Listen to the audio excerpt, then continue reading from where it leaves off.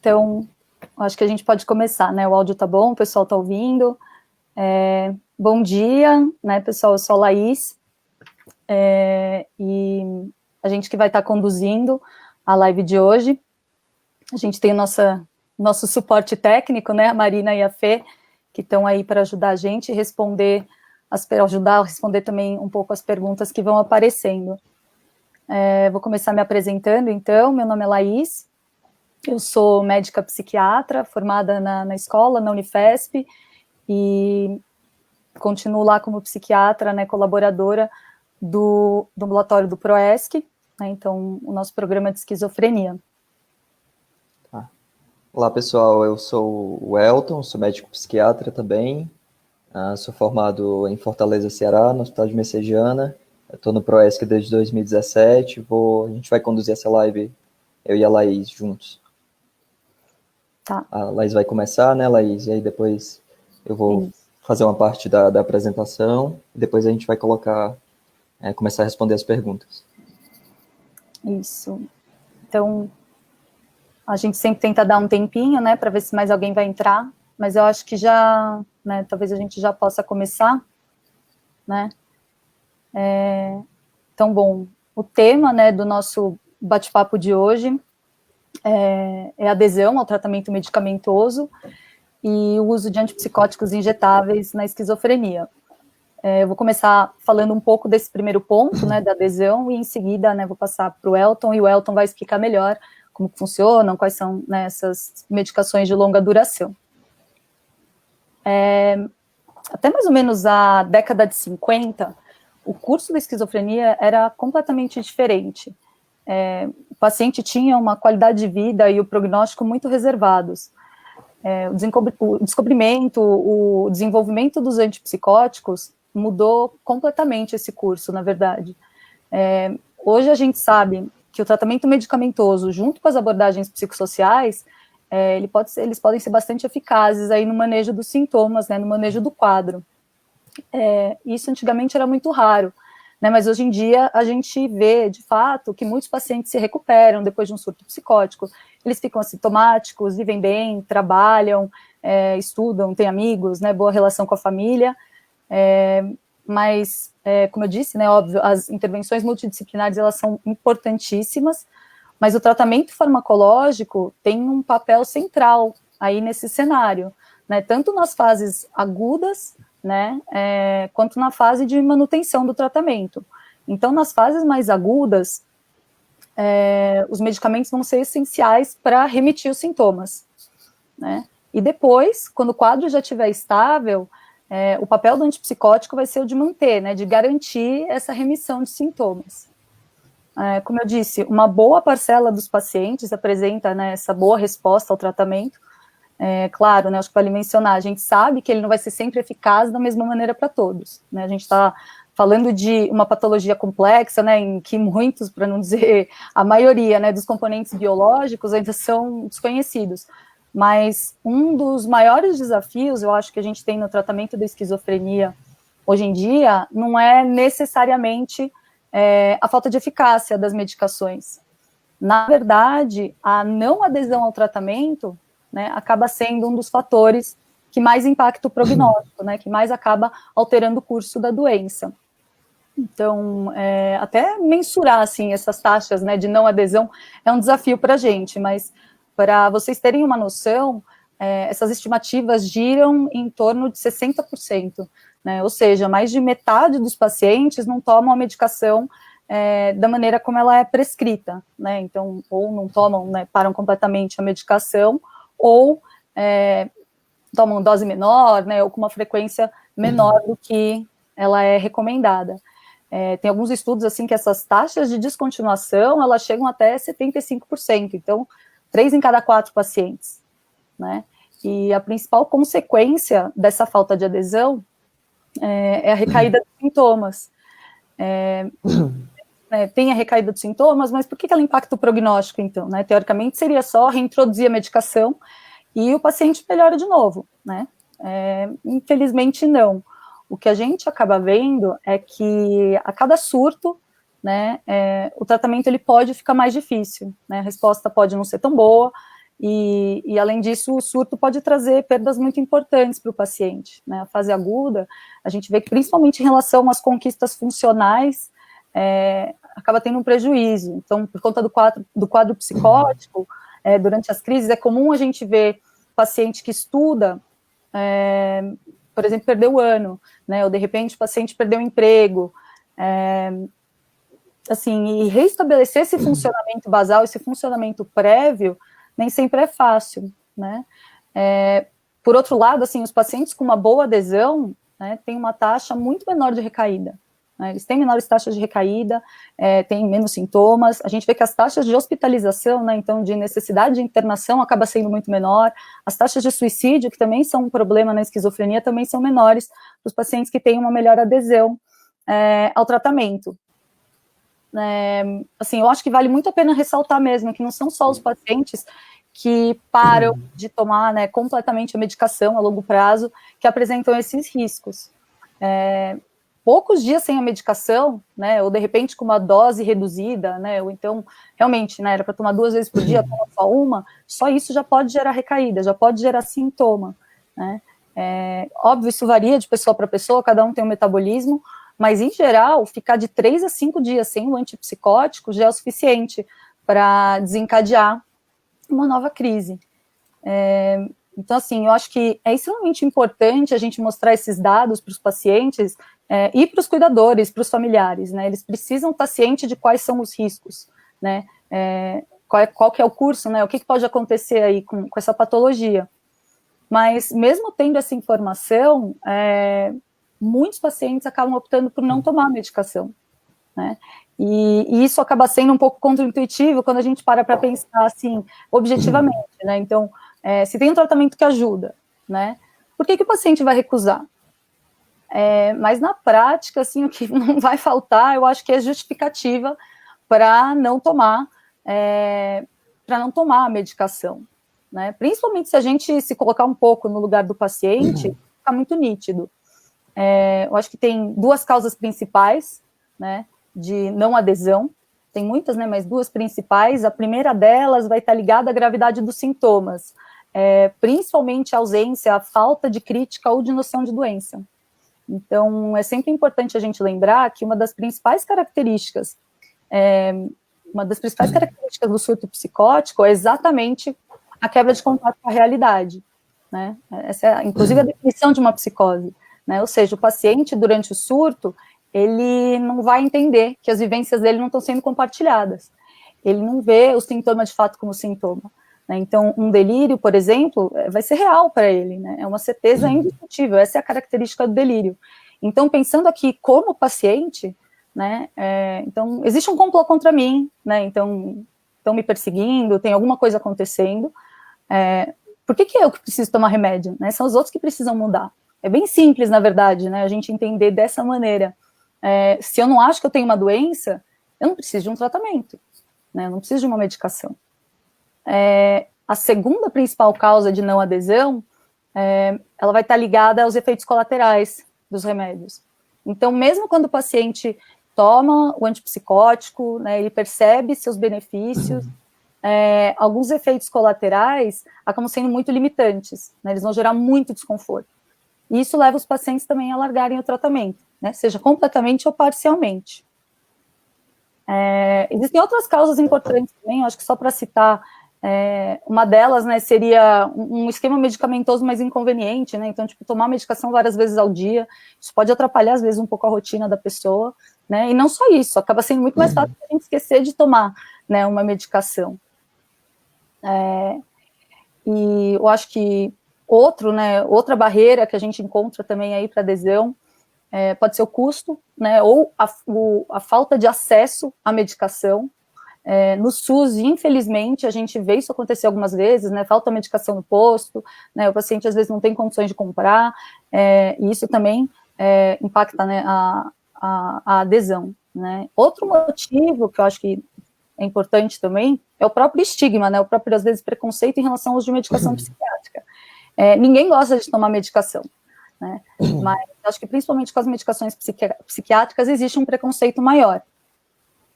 Eu acho que, para citar um último motivo, né, quando existe uma falta de entendimento do surto psicótico como algo patológico, né, ou de repente uma recusa do uso de medicação, né, uma contraindicação do uso de medicação, de repente por parte da família, né, ou em decorrência de uma crença religiosa ou de uma crença cultural, isso também pode impactar a adesão, né. Como eu disse, assim, existem muitos motivos, né, muitas justificativas para não aderir ao tratamento, mas mesmo tendo essas justificativas, nem sempre isso fica claro, né, nem sempre a gente consegue identificar a falta de adesão. Aliás, mesmo perguntando diretamente para o paciente, muitas vezes eles não vão contar por que eles não estão tomando a medicação do jeito que foi orientado, né? Por que eles fazem isso, né? Por que isso é feito? Eu acho que tem diversos motivos, né? Então, talvez por vergonha, né, de não estar seguindo o recomendado, né? Às vezes, desconfiança do profissional, seja como sintoma da própria doença, né? Ou por falta, de repente, de uma boa aliança terapêutica, né? De uma boa relação médico-paciente. Muitos pacientes têm medo de tomar bronca do médico, ou têm medo de tomar bronca da família, né? Então, medo da família descobrir. Então, como eu disse, é muito difícil da gente identificar isso, né? E o cuidador, ele até pode fornecer uma informação mais objetiva, né? Mas mesmo que ele esteja fiscalizando as tomadas, né? E às vezes a gente precisa pedir para eles fazerem isso, é comum os pacientes, às vezes, darem um jeitinho, né? E esconderem a medicação, né? Então, como eu disse, às vezes o próprio cuidador, né, pode também não cuidar, pode também não concordar com o tratamento, né? Então, para a gente, né, para o psiquiatra, para o profissional de saúde, é muito difícil, assim, a gente avaliar objetivamente essa adesão. Então, a gente pode contar as pílulas, a gente pode ficar atento às receitas, mas isso também é falho, né? Isso não garante. Tiveram algumas tentativas mais tecnológicas, então, recipiente de medicação, né, que registrava a abertura da caixinha, e isso também é falho, né, o paciente pode abrir, não precisa necessariamente tomar, ou até mesmo, né, chegaram a ser desenvolvidos alguns comprimidos com chips, né, que monitorizavam a ingestão do remédio, mas isso tudo é muito pouco acessível, né. E mesmo, se a gente parar para pensar, né, por exemplo, uma dosagem sanguínea, né, então a gente dosar os níveis séricos aí de um antipsicótico, além, né, de também ser pouco disponível, né, são exames de alto custo, na verdade, também existe uma falha, né, às vezes por variações farmacocinéticas, por exemplo, a dosagem sérica não é necessariamente, não está no nível terapêutico, mas o paciente está tomando, ou então ao contrário, não dá muito bem para a gente saber, né. Eu acho que, o que a gente pode fazer então, né, para promover uma melhor adesão, né, já que é difícil da gente monitorizar, o que a gente pode fazer para garantir que o paciente tome um pouco mais, né, ele tem uma adesão melhor aí ao tratamento. Há 2 semanas atrás, acho que 2 semanas atrás, a Claudiane falou sobre a relação médico-paciente. Eu acho que esse é um ponto central, assim. Taxas de adesão, elas acabam sendo muito melhores quando existe uma boa relação entre o médico e o paciente, né? É muito importante que o médico explique quais são as intervenções, passo a passo do tratamento, né, da forma mais compreensível possível, né? Nem sempre é fácil esse entendimento, né? Até para os médicos não é. Então, a gente tem que pensar que para uma população leiga, isso precisa ser feito com muito mais cuidado, né? Eu acho que o médico, né, o psiquiatra, ele tem que ter em mente, assim, todos esses motivos né, de não adesão, e investigar isso ativamente. Então, precisa sempre averiguar com calma os efeitos colaterais, né?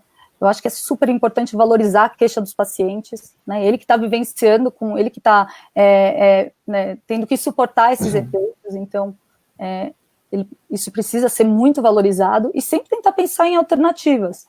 Então, de repente, mudar a posologia, né? Então, uma medicação que dá muito sono, tomar de repente 2 vezes ao dia talvez não seja a melhor solução, às vezes concentrando só à noite, isso já resolve, né? redução de dose, né? Então o paciente está estável, às vezes, acho que às vezes não, a gente sempre tenta deixar o paciente com a mínima dose possível, né? Então a gente tenta reduzir a dose e ver se isso já traz um alívio nos efeitos colaterais, ou às vezes, né, tem efeitos colaterais que precisam de adicionar outra medicação para fazer esse controle, né? É muito comum com sintomas extrapiramidais a gente usar os anticolinérgicos, então, para reduzir, né, esse tipo de sintoma. E quando, né, nada disso funciona, eu acho que é muito importante considerar a troca de antipsicótico. Né? Hoje em dia a gente tem uma gama maior, né, não é infinita, temos né, bastante limitação, na verdade, mas eu acho que se é possível, né, a gente tem que pensar nisso quando for o caso. E, além disso, né, eu acho que é muito importante engajar o paciente nessa decisão, né. De novo, é extremamente subjetivo o desconforto que ele está sentindo com algum tipo de efeito colateral. Então, ele vai ser a pessoa que vai saber dizer melhor, né, o quanto aquilo está incomodando e o quanto ele quer tentar alguma outra alternativa para melhorar isso, né. Existem alguns complicadores também, existem alguns fatores que acabam influenciando a adesão, e o médico precisa tratar e reconhecer elas, né? Eu acho que alguns exemplos clássicos são outros sintomas psiquiátricos, então quadros depressivos, ou ansiedade, ou abuso de substâncias, por exemplo, tudo isso pode impactar a adesão. Eu acho que o papel da família é crucial nesse processo, né? Aliás, hoje em dia a gente está usando muito essa expressão, né? Eu acho que aqui cabe perfeitamente. Eles são a linha de frente do tratamento, né? Quem fica ali no dia a dia é o familiar, é o cuidador. O profissional, ele tem que engajar os familiares, ele tem que esclarecer bem, né? O familiar, o cuidador, ele precisa compreender, né, o máximo possível, acho que quanto mais der, o que é o quadro, quais são as orientações, quais são os riscos, né, e ficar atento às tomadas, né, por vezes supervisionando diretamente mesmo. Então, eu acho que, né, só para ressaltar esse trabalho, né, eu acho que é essencial que os profissionais façam sempre uma boa psicoeducação com os familiares, né, mas também com os pacientes. Eles realmente precisam entender a doença, né, para aceitar o tratamento. E, de novo, os profissionais, eles devem, eu acho que a gente consegue ajudar bastante, né, nesse sentido. Mas uma coisa que eu acho interessante é psicoeducação em grupo, né? Então, a troca de experiência entre pares, às vezes, é mais efetiva, né? É diferente você ouvir um médico que você não conhece direito, sentado ali do outro lado da mesa, falando que você precisa tomar medicação. Ele estudou, ele se atualiza, ele vê muitos casos, mas talvez ele não tenha passado por isso, né? A gente vê um efeito maior, né, de orientações quando elas vêm em primeira pessoa, né, um tipo diferente de empatia. Em um dos grupos que eu participo, isso para mim é muito nítido. Então, um paciente fala, né, vê um outro paciente um pouco mais sintomático, que não está legal, não está aceitando bem o tratamento, e ele puxa de lado e fala, né, putz, cara, eu também tinha certeza, eu estava sendo perseguido, que todos estavam me olhando, né, não acreditava nos médicos, eu não quis tomar remédio, eu escondi muitos comprimidos, mas depois que eu comecei a tomar, eu realmente percebi que era algo da minha cabeça, né, e me senti muito melhor, né, soa muito diferente de, olha, isso tudo que você está vivenciando, né, não é real, então toma esse remédio que passa, né, quando o médico fala, é diferente. Então, quando possível, né, quando os pacientes tiverem acesso a esse tipo de intervenção, né, de troca de experiência entre pares, eu acho que melhora muito a adesão também, né. Mas, infelizmente, às vezes, né, nada disso acaba dando certo. Então, o paciente, às vezes, está muito sintomático, realmente está sem crítica, né, de doença, né, e não aceita a medicação de maneira alguma, a família não consegue agir, né, e aí começam a aumentar alguns riscos de agressividade, seja com o próprio paciente, dele se machucar, ou, né, com terceiros, com a própria família. Dependendo do caso, né, recusa medicamentosa pode ser uma indicação para internação psiquiátrica, né. E aí vai ter um monitoramento mais rigoroso mesmo durante a internação. Conforme o paciente for melhorando, ele vai receber alta, né, e continuar o tratamento ambulatorialmente, né. Então, eu acho que uma última medida aí, né, uma última alternativa para a gente garantir, né, uma adesão, garantir que o paciente está fazendo uso da medicação antipsicótico, é o uso das medicações de longa duração, né, que o Elton vai explicar direitinho para vocês. Mas eu acho que nos últimos anos a gente tem falado muito mais sobre adesão, né, eu acho que é um desafio muito grande para a gente, e realmente é uma das coisas que a gente vê que mais impacta aí no tratamento e no prognóstico dos pacientes. Então, acho que isso é algo que sempre tem que ficar em mente do médico, da família, e principalmente o paciente tem que reconhecer, né, tem que saber desses riscos, tá? Elton, se você quiser falar dos antipsicóticos injetáveis... Vamos lá. Pode ir. Vamos lá. Tá aberto o microfone? Tá. Acho que a Laís resumiu muito bem esse problema da adesão que hoje em dia a gente entende como fundamental no tratamento do paciente.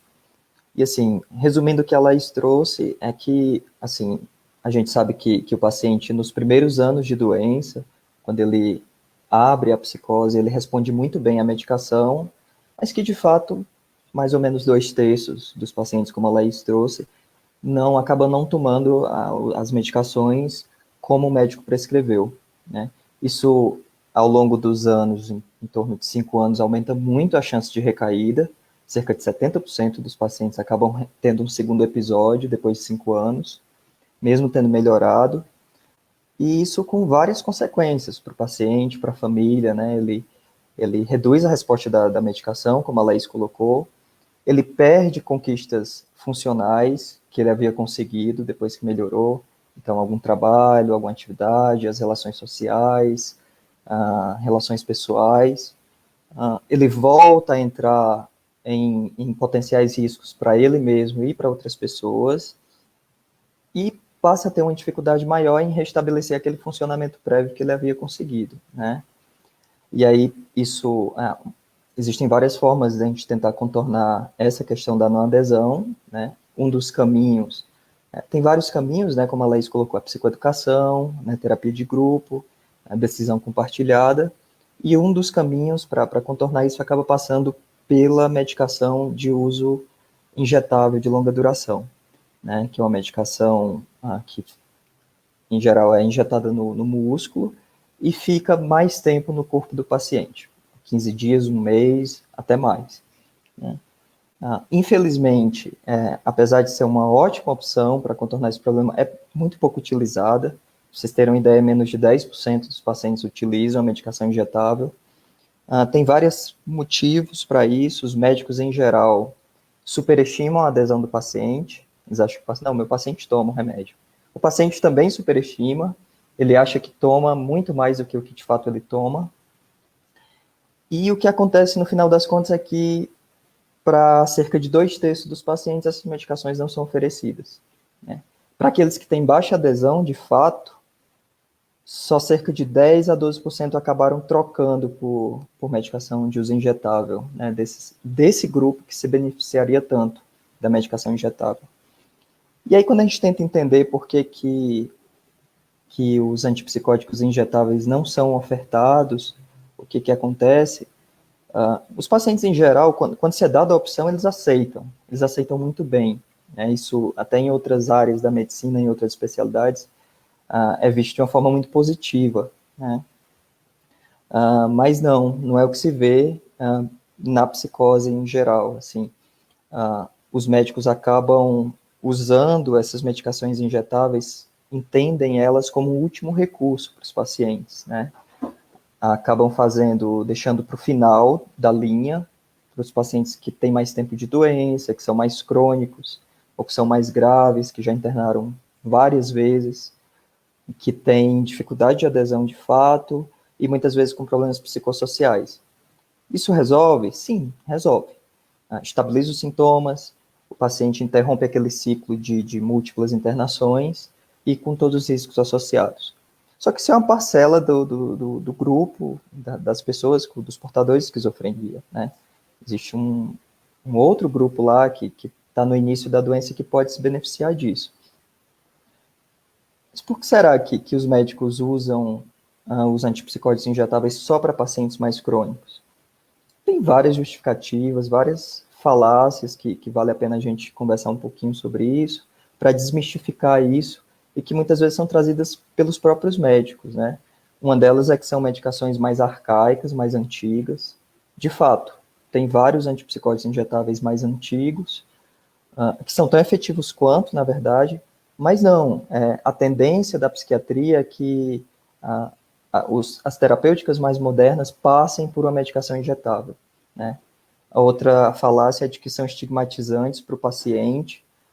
Como eu falei, em outras áreas da medicina, isso é justamente o contrário, é uma coisa que traz um conforto para o paciente, não é nada estigmatizante, e que isso seria, outra justificativa é que isso seria rejeitado, caso o médico oferecesse. O paciente rejeitaria a medicação. E não, várias pesquisas mostram que quando é oferecido, que não é para a maioria, os pacientes acabam aceitando. Uma outra falácia que se tem é que sugerir o depósito pode afetar a relação terapêutica do médico com o paciente. Quando a decisão, a gente sabe que as decisões, quando são feitas de forma compartilhada, com psicoeducação, e a terapia é bem explicada, como o remédio funciona, isso, na verdade, fortalece o vínculo com o médico, independente se é um comprimido ou se é uma injeção, né? Outra coisa é que os médicos acham que não prescrevem porque o paciente toma, né? Então a gente viu que o paciente superestima, o médico superestima, e isso acaba entrando num ciclo de não ofertar.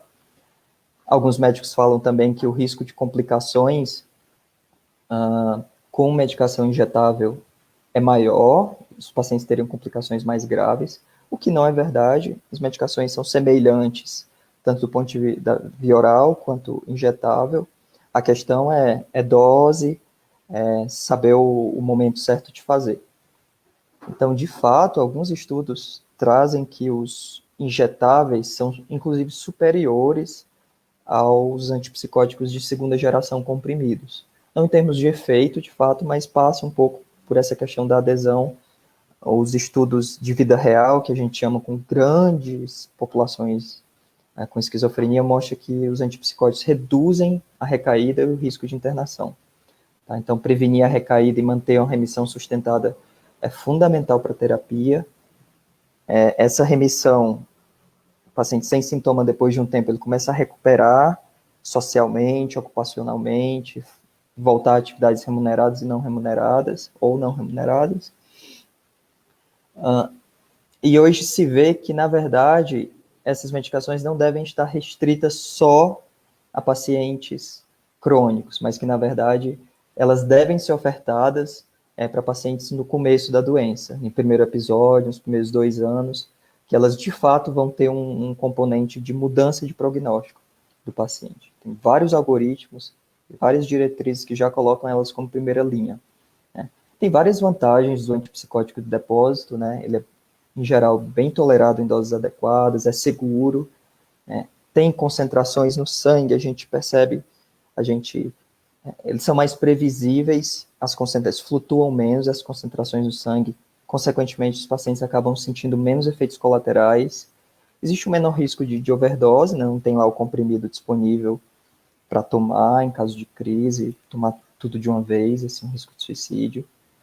É fácil o profissional e o familiar reconhecer a não adesão, no caso da terapia de depósito, porque chegou o dia lá de ir na clínica, de tomar, o paciente não foi, então é mais fácil mobilizar a equipe para entender o que está acontecendo. E fundamental também, o antipsicótico de depósito reduz o estresse do paciente com o cuidador, com o próprio médico também, né? A preocupação e atenção de ter que supervisionar as tomadas, isso dá mais tempo para o cuidador, ele economiza tempo com isso, ele vai ter mais tempo para o lazer, reduz a emoção expressa do paciente e da família, e melhora a terapia de uma forma geral. Óbvio, tem algumas desvantagens, né, desses antipsicóticos, o médico precisa entender melhor como eles funcionam, eles demoram um pouco mais tempo a ficar estáveis no sangue, existe um pouco mais de demora, como eles são mais lentos, né, para entrar na corrente sanguínea, após cada aumento de dose, eles demoram um pouco mais a fazer efeito, e depois que se para a eliminação deles, também pode levar algumas semanas ou até meses, isso pode ter alguns efeitos colaterais residuais. Tem a questão da dor, de algum nódulo que possa aparecer depois da injeção. O medo do paciente de tomar a injeção precisa ser considerado. E os custos, obviamente, é uma outra coisa importante para considerar. A gente tem hoje no mercado várias formulações, vários antipsicóticos disponíveis, né, para tratamento injetável. Algumas mais antigas, por exemplo, o próprio haloperidol, né, que a maioria conhece, assim, existe a formulação haloperidol decanoato injetável. É um óleo, uma solução oleosa que se aplica no músculo, ou no glúteo, ou no ombro, e ele vai sendo liberado, esse óleo vai sendo liberado aos poucos, né? Em uma semana ele já começa a meio que fazer efeito, mas demora aí uns 2 a 3 meses para atingir aquela estabilidade no sangue que a gente falou. Uma das vantagens do aldol decanoato é que ele é disponível no SUS, né? Ele é efetivo, como os outros, mas infelizmente esse perfil de agir bloqueando somente a dopamina traz mais efeitos colaterais indesejáveis, que o comprimido também traz, que se fala de impregnação, né, que são efeitos colaterais extrapiramidais, de tremor, do paciente ficar mais parado, né, de salivar. Isso pode ser um complicador, em doses altas principalmente. A flufenazina, o decanoato de flufenazina também é uma medicação mais antiga e que é bem parecida com o aldol, tem um perfil parecido com o aldol. É também um óleo que é liberado, mas está menos disponível no SUS. Alguns serviços ofertam, mas não é a maioria, mas também tem esse inconveniente dos efeitos extrapiramidais que a gente falou. O clopixol, que é o zuclopentixol, é uma alternativa diferente, aí com um perfil um pouco melhor em relação ao aldol, dessa coisa da impregnação. Infelizmente, não tem no SUS. Não é tão caro quanto algumas outras medicações mais recentes, mas também demandaria um certo valor de custo. Assim. Ele demora a cada 2 a 4 semanas para ser tomado, seria a cada 15 dias ou um mês, e atinge o equilíbrio aí em 3 a 6 meses. A risperidona, que é uma medicação que tem via oral, muita gente conhece, tem inclusive no SUS, existe a formulação também injetável. Elas não é um óleo, na verdade são microesferas que vão caindo na corrente sanguínea aos poucos, né? A risperidona tinha tudo para vir com tudo e para pegar, assim, no tratamento, mas ela trouxe alguns problemas, assim, ela tem a vantagem por não agir só na dopamina, mas também na serotonina, ela não dá aquele bloqueio, aquela impregnação que o aldol acaba dando. Mas ela precisa ficar em geladeira, tem que reconstituir o diluente, então é mais difícil manejar. E, em geral, precisa fazer a cada 15 dias, então a gente perde o benefício de ser menos tomadas. E aí, mais recentemente, há cerca de 10 anos, saiu o palmitato de paliperidona, que é um derivado da risperidona, metabólito ativo, uma solução aquosa, gelatinosa, e que também é liberado do músculo, do deltóide, do glúteo, para o sangue. Né? Ela é feita de uma forma mensal, foi muito bem recebida, de uma forma geral, pelos médicos e pelos pacientes, por ter esse perfil melhor em relação a efeitos colaterais e de não precisar refrigerar, como a risperidona. O problema dela é que, assim como a risperidona também tem, ela pode aumentar os níveis de prolactina no sangue, que é um hormônio relacionado ao ciclo menstrual, à produção de leite, mas que isso também pode ser contornado. Mas uma outra desvantagem dela é que não tem no SUS, os convênios hoje em dia a maioria cobre, mas é uma medicação ainda cara. E bem mais recentemente, agora no passado, os Estados Unidos aprovaram a paliperidona trimestral, né, que é de 3 meses, acabou de chegar no Brasil, tem ela é super conveniente em relação à dose, assim, o paciente vai ter a comodidade de tomar 4 vezes por ano a injeção, né, e uma das exigências é que ele precisa vir tomando, já está tomando a paliperidona mensal há pelo menos 4 meses, tá? Para começar essa trimestral. Ela tem 4 tipos de dosagens diferentes e os níveis plasmáticos começam a ser atingidos depois de 1 mês e ela dura aí realmente 3 meses no corpo. Tem uma outra vantagem dela, é que existe uma janela, caso o paciente esqueça, aí de 7 dias a mais ou a menos, sem um comprometimento importante do tratamento. Uma grande desvantagem, obviamente, é a questão do preço, uma medicação bem cara ainda, quando a gente pensa em termos de Brasil, das dificuldades da população. Acho que é isso em relação a antipsicótico de depósito, né, Laís? A gente pode abrir aí para as perguntas, né, para as dúvidas, e discutir melhor isso, Sim. assim.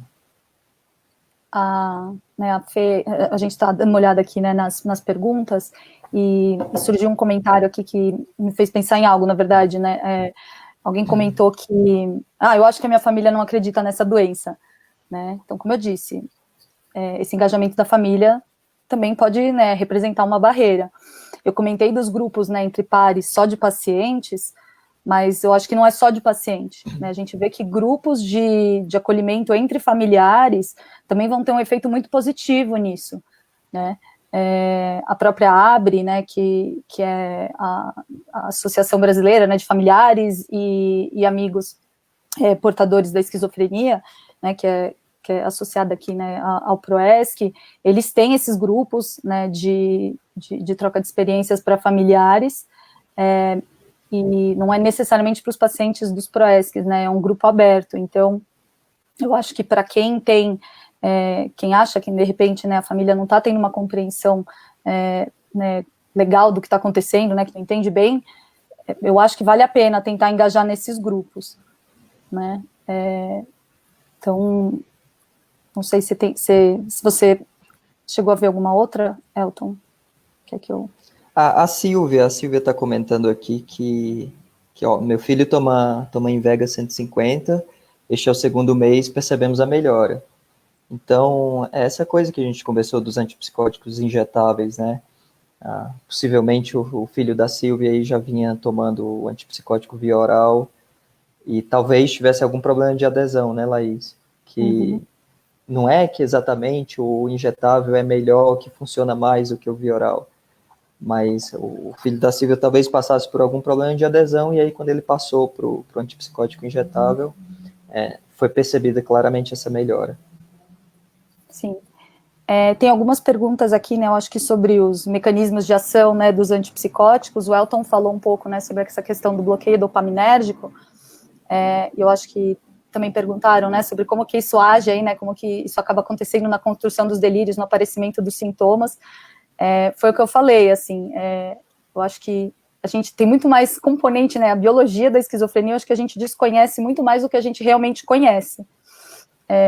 As medicações antipsicóticas, elas fazem isso, elas basicamente, né, elas bloqueiam o funcionamento aí, né, bloqueiam um pouco a dopamina, né, a nível sináptico, então, né, no cérebro. A gente sabe que a dopamina está envolvida na doença exatamente por conta dessa ação terapêutica, né, então não é que a gente descobriu, né, que a dopamina estava envolvida e aí desenvolveu uma medicação que mexia com a dopamina, né, ao contrário, né, foi uma coisa empírica, a gente viu que, né, acabava ajudando muito nos sintomas. Então, exatamente como que esses sintomas aparecem, a gente tem uma noção, né, a gente tem teorias, na verdade, né, existe a teoria da saliência, então que a dopamina acaba agindo aí, e aí estímulos que, em geral, a gente acaba bloqueando, né, então passa, né, uma polícia, a gente, né, não se preocupa com isso, quando a gente vê que tem essa disfunção dopaminérgica, parece que você fica mais alerta, né, um estado de constante atenção, então essas coisas começam a chamar a atenção, e a partir daí o paciente começa a desenvolver algum tipo de delírio persecutório, né, ou autorreferente. Deixa eu ver aqui mais perguntas. E a ideia, né, Laís, é que essa saliência, essa alteração da saliência, tem um pouco a ver com a desregulação da dopamina no cérebro, né?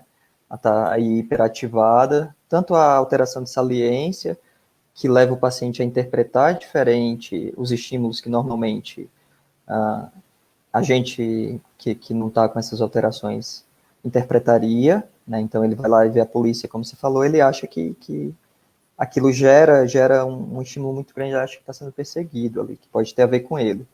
Quanto ter relação com alucinações, né? Que é o outro sintoma positivo. E porque alguém perguntou sobre como os antipsicóticos agem, ele vai lá e bloqueia essa dopamina, como a Laís explicou, né? Ele reduz um pouco essa desregulação, ele diminui esse excesso de dopamina, diminui essa saliência e acaba reduzindo esses pensamentos mais delirantes e as próprias alucinações. O que a gente vê muitas vezes é que a medicação ela vai agir até certo ponto, né? Então ela enxuga, né, bastante esses sintomas, mas a gente está falando aqui só de medicação. Acho que é sempre importante a gente enfatizar muito o papel, né, das intervenções psicossociais, então multidisciplinares, né? Então as terapias, né, terapia ocupacional ou terapia cognitivo-comportamental, que semana passada o Arthur falou um pouco, né? Porque aí também, principalmente nessa questão dos delírios, acaba agindo bastante, né? Então o paciente para pensar, então será que é isso mesmo? Será que a polícia está vindo, né, tá atrás de mim? Ou será que isso é uma interpretação minha?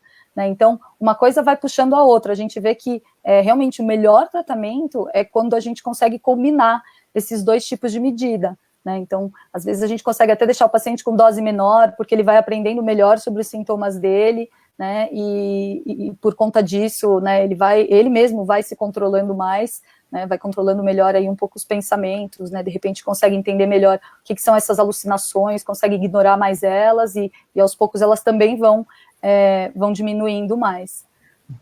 Laís, tem outra pergunta aqui que eu acho que é super interessante da gente responder, que perguntando sobre sintomas negativos, se os antipsicóticos podem interferir em sintoma negativo, é outra dimensão que muitas vezes se fala pouco, mas que é importante, super importante no tratamento da esquizofrenia. Você quer falar um pouquinho do sintoma negativo e aí eu falo sobre os antipsicóticos? Sim. Então, sobre os sintomas positivos, né, que são basicamente esses delírios, essas alucinações, a gente vê que realmente a eficácia dos antipsicóticos acaba sendo muito melhor, né? Sintoma positivo, realmente, ele é mais fácil de tratar em termos, né, do ponto de vista farmacológico.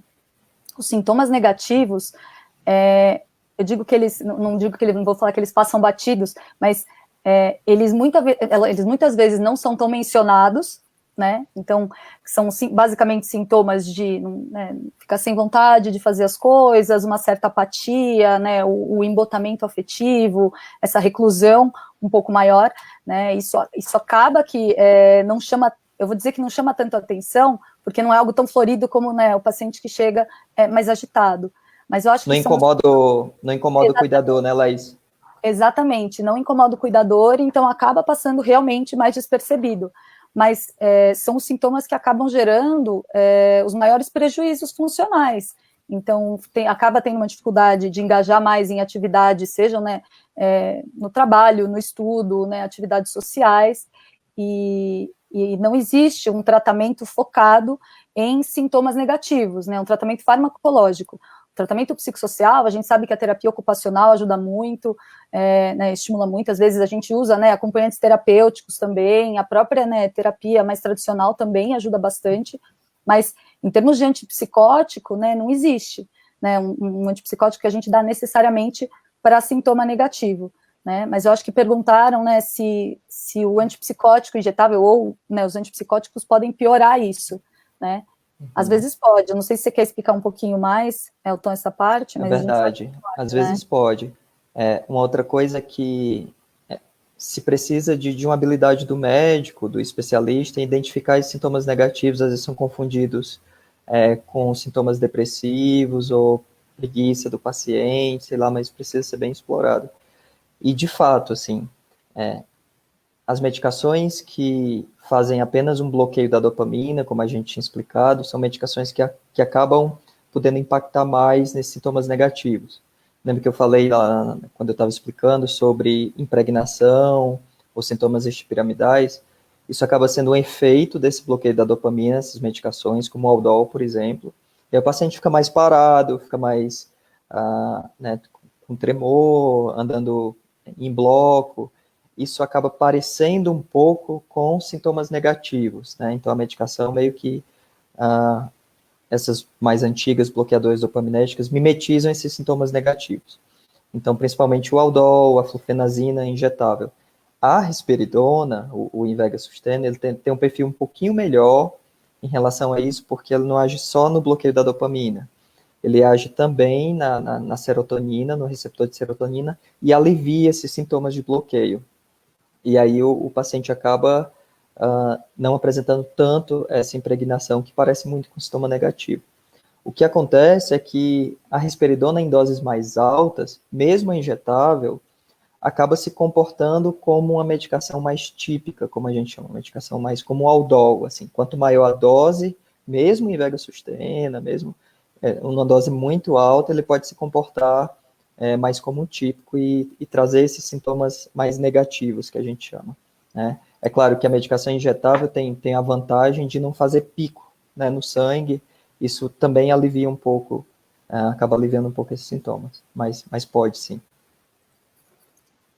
Tem uma outra pergunta aqui que eu achei bem legal, na verdade, bem prática, né, do Agnaldo, né, que ele está perguntando, né, como que ele pode ajudar, né, a filha a assumir a responsabilidade pelo próprio tratamento, né. Então, o que a gente vê é bem isso. No começo, os pacientes, eles têm uma resistência muito grande à medicação, né, como eu expliquei, no começo, muitas vezes o paciente não tem crítica, né, de que aquilo é sintoma, então, se não tem uma doença, né, se não tem necessariamente um problema que está com o paciente, para que ele vai precisar de um remédio, então eles não aderem bem no começo, e a família assume esse cuidado, né, de ficar muito em cima. Mas eu acho que o que a gente tenta estimular muito, né, o tratamento da esquizofrenia, ele está, um dos nossos grandes objetivos, na verdade, é deixar o paciente independente, né, e dele viver a vida o mais completa possível. Então, jovem, mais para frente, sair de casa, né, casar e levar uma vida como qualquer outra pessoa. E a família não vai estar sempre lá para ficar olhando se o paciente está tomando a medicação, né. Eu acho que conforme o próprio paciente vai percebendo a necessidade, ele mesmo, muitas vezes, né, a gente vê que ele mesmo se encarrega disso, tá? Se isso não acontece, né, então é cômodo também ter alguém que vem e te lembra de tomar a medicação sempre, o que dá para ir fazendo, né, se o paciente está assintomático, está bem, retomando a funcionalidade, tudo indica que ele está tomando a medicação, o que a gente pode fazendo é diluindo isso aos poucos. Então, antes, né, o pai vai lá, dá a medicação na mão da filha, ela toma, ele olha se ela toma e pronto, né. De repente começa só avisando, filha, tá na hora de tomar o remédio. A filha vai lá, pega o remédio e toma, né. Ela vai desenvolvendo aos poucos. Depois, né, coloca um despertador, ela toma, o pai só vai lá e conta os comprimidos, né. Eu acho que esse é um jeito, né, então, de você ir fazendo as coisas aos poucos. Mas o mais importante é realmente ir observando como que a pessoa está caminhando, né, manter o tratamento o mais regular possível, né, eu sei que a gente fala aqui, né, tem tudo muito uma parte mais ideal, né, então de sempre ter consulta, de sempre ter medicação, de dar tudo certo, a gente sabe que no SUS nem sempre acaba funcionando assim, mas é importante, né, que tenham visitas periódicas, né, aos profissionais de saúde, não é só o psiquiatra, os outros também. A gente sabe que isso também aumenta a adesão, isso também melhora o prognóstico, né, um dos motivos, inclusive, né, de falarem que talvez os antipsicóticos também funcionam bem, os injetáveis, é que periodicamente ele vai ter que ir num serviço de saúde para fazer essa aplicação, então esse cuidado mais próximo a gente vê que ajuda, porque os sintomas, eles, é raro, né, não vou falar que não acontece, mas é raro eles aparecerem, né, assim, né, da noite para o dia, é uma coisa insidiosa, né, então, aprender quais são os sinais de que a pessoa não está legal. Um dos primeiros sinais, assim, é o sono acaba sendo um termômetro, né, então, eu acho que tanto o paciente precisa ter essa noção de quais são os gatilhos, então, eu sei que, por exemplo, época de prova eu fico mais ansioso, e a ansiedade, né, pode também desencadear sintoma, então fica mais atento nessa época, né, assim como os pais, né, os irmãos, os cuidadores, em geral, também conhecerem bem quais são esses padrões aí, né, do paciente. Então, de repente, percebe uma coisa, né, discreta, é mais fácil da gente tratar, né, é mais fácil da gente reverter isso quando está no comecinho. Então, além, né, de ir fazendo essa diluição aos poucos, eu acho que é importante ficar atento, né, então conversar e entender bem, né, o quadro do paciente. Legal, Laís. Laís, o Márcio aqui está perguntando sobre o Abilify Mantena, né? Que também é uma opção de medicação injetável mais recente, que é um pó que acaba sendo dilui, faz na forma injetável, que é o aripiprazol, um antipsicótico de segunda geração, que a gente usa bastante, né, principalmente em todas as formas de esquizofrenia, mas ele tem um perfil muito bom em relação ao que a gente conversou sobre bloquear a dopamina e sintomas negativos, né? Ele não age lá toda hora em cima da dopamina, o receptor, é mais de uma forma intermitente, só alivia os sintomas de impregnação, os efeitos colaterais mais indesejáveis relacionados à dopamina. Uma questão do Abilify Mantena é que é preciso, claro, fazer um teste, como todos os outros de depósito terapêutico, com a medicação via oral antes, porque o aripiprazol é uma medicação que é muito associada com a catisia, né? A acatisia é um sintoma de inquietude no corpo, uma sensação de inquietude que o paciente sente que não consegue, precisa ficar andando, precisa ficar se movimentando, e uma inquietude mental também. Isso é muito incômodo. Em geral, se resolve com doses, se começando com doses menores do aripiprazol e progredindo lentamente, né? Mesmo para aqueles que têm acatisia, que têm esses sintomas no começo, mais da metade acaba se resolvendo espontaneamente, né? E se não, existem alternativas de tratamento da própria acatisia. Uma vez bem tolerado, o aripiprazol via oral, aí é uma boa alternativa, assim, fazer o Abilify Mantena de depósito, que é uma opção em relação a essa coisa de sintomas negativos boa. Não que ele melhora, mas que ele dá menos impregnação, como a gente falou. Sim. Você tem experiência, né, Laís, com aripiprazol? Aripiprazol, Assim, a gente usa bastante, assim, né, principalmente no primeiro episódio psicótico, né, exatamente por esse perfil de efeito colateral, né, mais favorável, né, mas uma coisa que eu sempre falo, assim, para os pacientes é que, infelizmente, né, na psiquiatria, é tudo muito à base da tentativa e erro. Né? A gente não sabe quem é o paciente que vai responder bem a uma medicação, ou qual vai ser o paciente que vai ter um certo efeito colateral ou não. Né? A gente só descobre testando. Então, a gente tem alguns perfis que a gente tenta encaixar, né?